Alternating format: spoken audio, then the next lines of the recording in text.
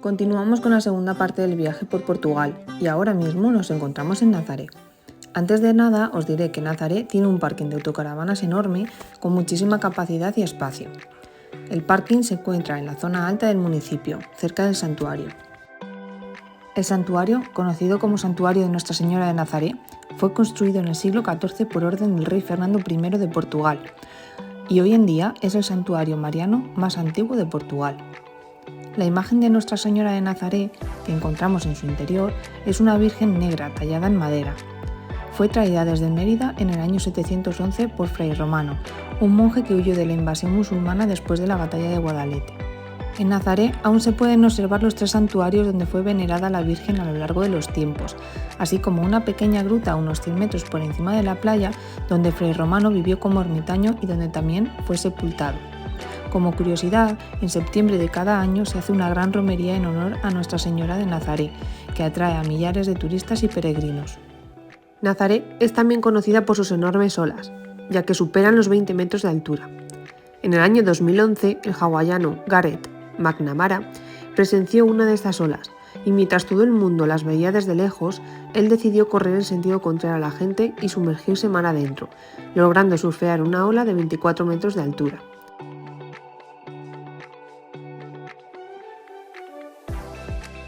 Desde aquel momento, Nazaré pasó a ser conocida como la capital de las olas gigantes, ya que desde entonces este sitio ha sido lugar de peregrinación para todos los surfistas. En el año 2018, el portugués Hugo Bau surfeó una ola de nada más y nada menos 35 metros de altura. Después de todo esto, son muchas las personas que vienen a surfear cada día, y esto hace que siempre haya tanta gente presenciando este espectáculo que nos ofrece la naturaleza, y por qué no decirlo, también los surfistas. En el momento en el que nosotros fuimos, habían dado alerta de olas en esta zona, y fue un gran reclamo turístico. Como podéis ver, no hay cientos, sino que me atrevería a decir que hay miles de personas observando la naturaleza. ¿Y por qué hay olas tan grandes en este lugar? Pues si os estáis preguntando esto, hay una explicación científica detrás de ello. Y es que en esta zona hay un valle submarino que funciona como una especie de embudo y provoca que se intensifique la fuerza de las olas empujándolas hacia la playa.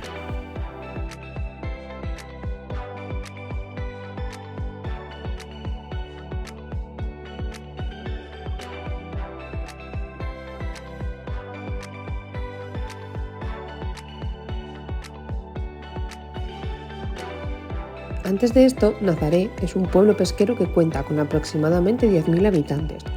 Recorrer sus calles tiene una magia especial y está dividido en 3 barrios diferentes. Pederneira, que es el barrio pesquero, la playa de Nazaré y el sitio de Nazaré, que es el lugar donde está el santuario y donde nos encontramos ahora.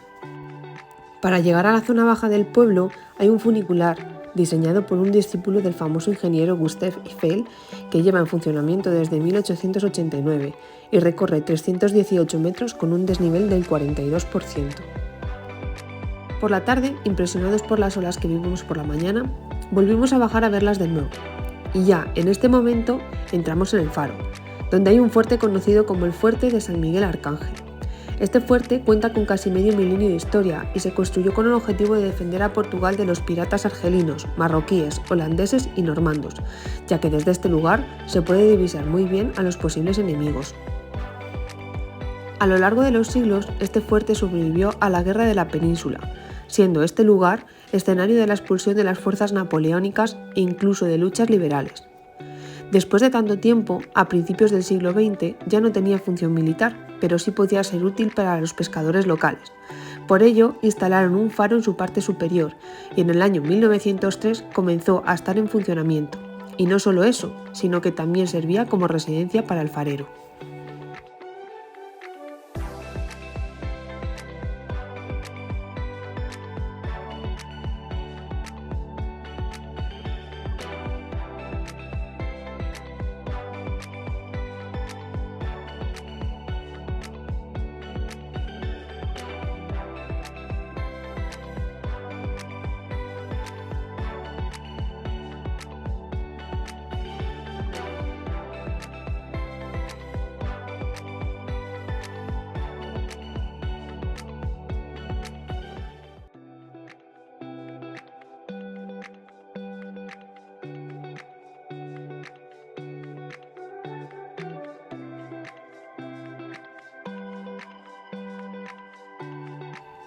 Actualmente ya no hay ningún farero viviendo en este lugar, así que han utilizado las salas interiores como salas explicativas y museo de numerosas tablas de surf, trajes y demás objetos de todos los surfistas que han venido a este lugar para hacerse con una de las olas gigantes.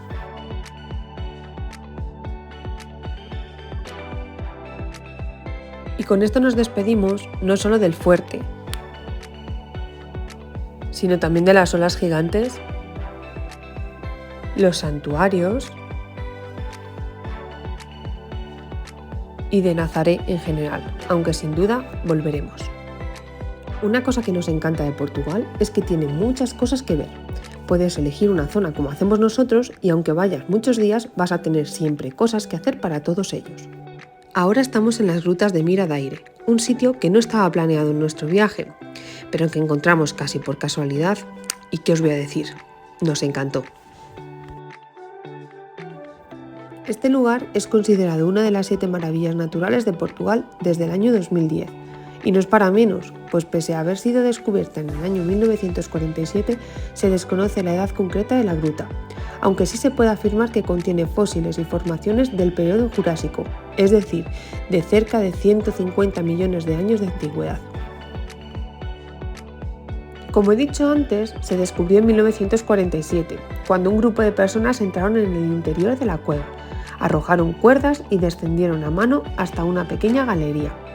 Una vez avanzados unos 25 metros, se encontraron ante una ventana abierta hacia un precipicio, y a partir de ahí fueron muchos los espeleólogos que vinieron a estudiar la gruta.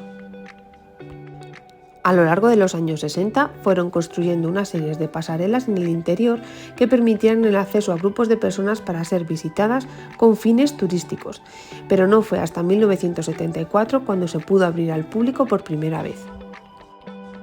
La peculiaridad de esta gruta es que no tiene un río interno que la cruce, sino que el agua se filtra a través de las grietas de las rocas. Estas rocas son piedra caliza, por lo que se disuelven con el agua y se van formando curiosas formas en el interior de la cueva.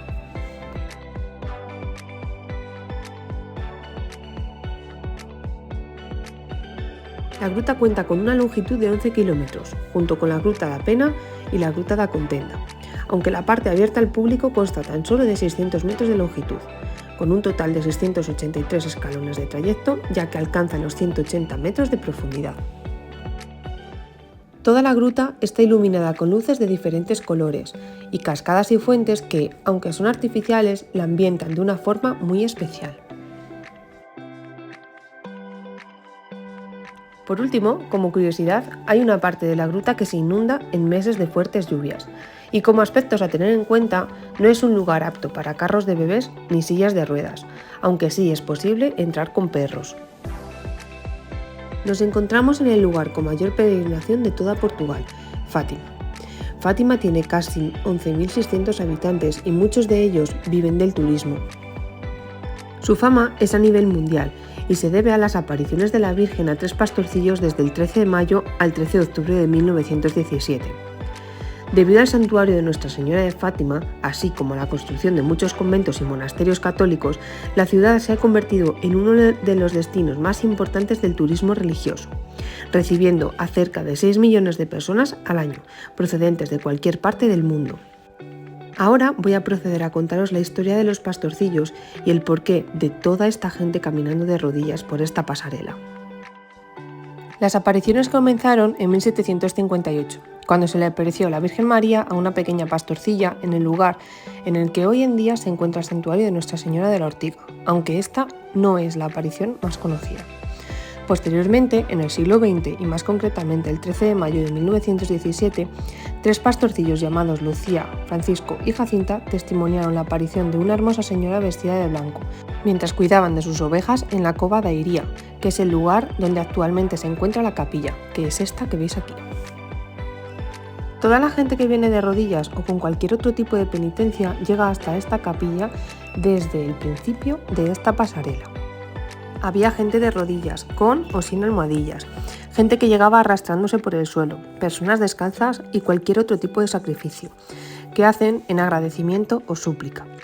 Lo hacen imitando lo que en su día hizo Jacinta, que después de las apariciones su madre enfermó, y decidió hacer el camino de rodillas hasta el lugar donde se les había aparecido la Virgen, que como podéis imaginar no había pasarela y se tenía que hacer por un camino de arena y maleza. El resultado fue que cuando llegó a su casa su madre ya estaba curada.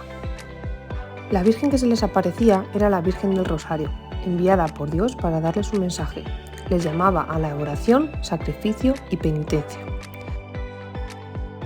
Antes de continuar con la historia, os adelanto que lo que estáis viendo son las tumbas de los pastorcillos, que están enterrados en la Basílica de Nuestra Señora del Rosario, en la cual se comenzó a construir en 1928, con estilo neobarroco, y fue consagrada en octubre de 1954 por el Papa Pío XII, denominándola como Basílica Menor.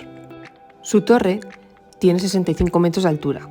Está rematada por una corona de bronce de 7 toneladas y una cruz que se ilumina por la noche. Y ahora estamos entrando en la Basílica de la Santísima Trinidad, que se encuentra al final de la explanada, justo enfrente de la Basílica de Nuestra Señora del Rosario. Se inauguró el 13 de octubre del 2007, aunque llevaba planeada desde 1973. Esta nueva basílica se realizó ante la necesidad de construir una nueva iglesia que diera cabida a la gran cantidad de peregrinos que querían asistir a los servicios del santuario. Cuenta con una capacidad para 9.700 personas, distribuidas 8.800 de ellas en la iglesia y otras 900 repartidas entre sus 3 capillas. También cuenta con 44 espacios de confesión.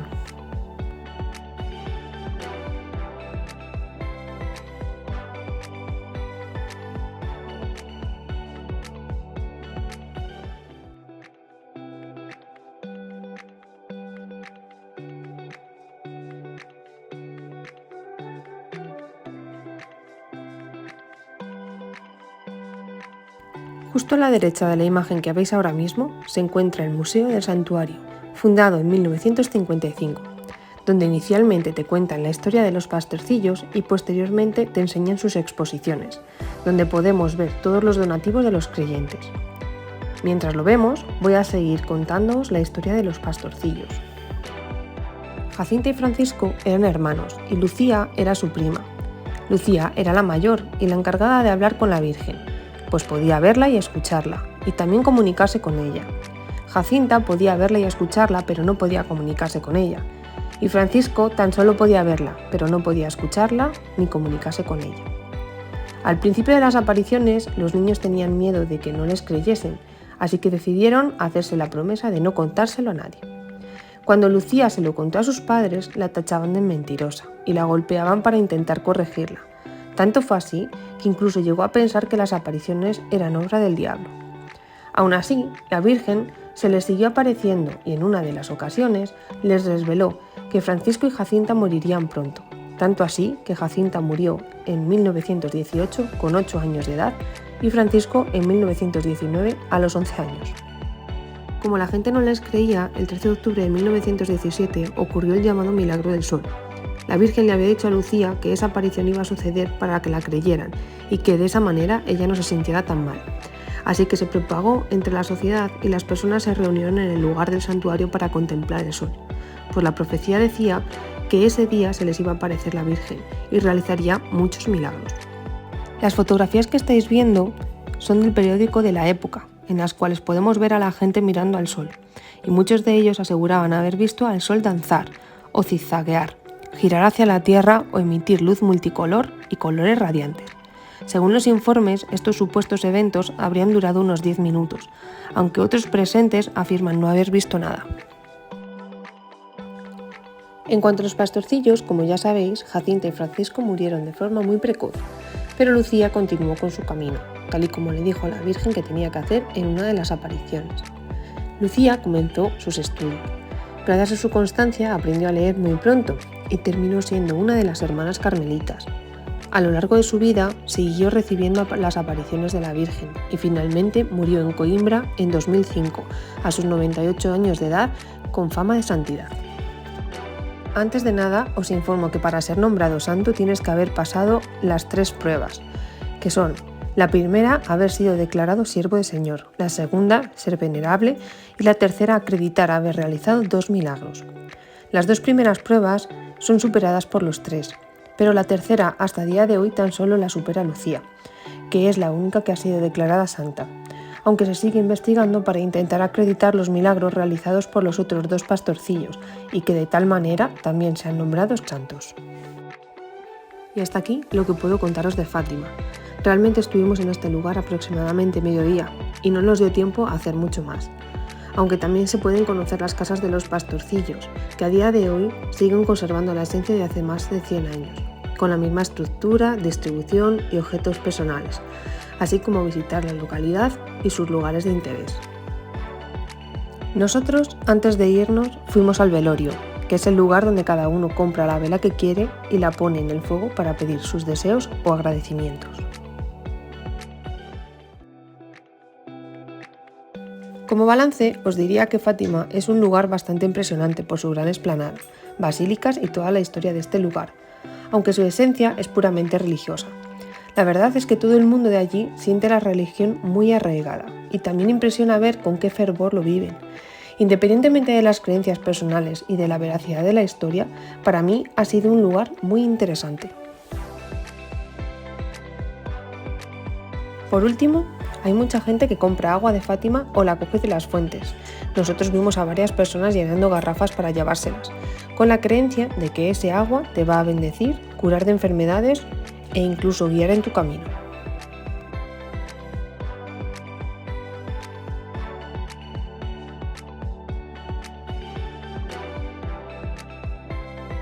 Ahora sí, ponemos punto y final a este vídeo, aunque aún nos falta un pueblecito más que visitar.